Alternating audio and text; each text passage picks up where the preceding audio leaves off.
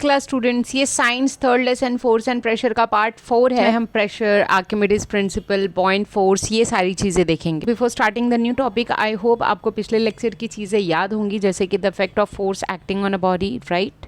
Now let's move to our next topic, that is pressure. Pressure depend करता है आप कितने एरिया पर फोर्स लगा रहे हो। सी, साइंटिफिक तरीके से प्रेशर को डिफाइन किया जाता है force acting per unit area. Pressure का फॉर्मूला होता है pressure is equal to force upon area. अगर आप सेम फोर्स को स्मॉलर एरिया पर लगाते हैं तो प्रेशर बढ़ जाता है। कोई एग्जाम्पल दे सकता है?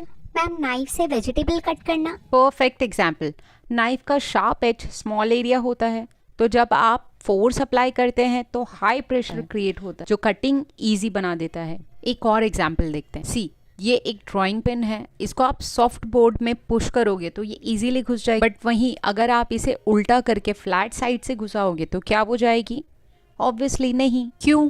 क्योंकि पॉइंटेड साइड का एरिया बहुत छोटा होता है और फोर्स को छोटे एरिया पर अप्लाई करने से प्रेशर बहुत ज़्यादा होता है। इस वजह से पिन इजीली बोर्ड में चली जाती है। प्रेशर का फॉर्मूला हमने स्टार्टिंग में ही देखा था, क्या था? Pressure is equal to force per unit area. Means force और एरिया इनवर्सली प्रोपोर्शनल। मीन्स की दोनों में से कोई भी एक क्वांटिटी बढ़ेगी तो दूसरी कम होगी, मतलब एरिया जितना कम होगा फोर्स उतना ज्यादा होगा। Will see the unit of pressure. See, pressure means force upon area. Force का यूनिट है न्यूटन और एरिया का यूनिट है मीटर स्क्वायर। सो प्रेशर का यूनिट हुआ न्यूटन पर मीटर स्क्वायर। प्रेशर के यूनिट को हम पास्कल भी बोलते हैं, which is denoted by PA। And in atmospheric science the unit for pressure is called the bar. 1 bar is equal to 10⁵ pascal. And C level पे the air pressure है 1 atmosphere and 1 atmosphere is equal to 101 into 10⁵ pascal. Ma'am, क्या air का भी pressure होता है?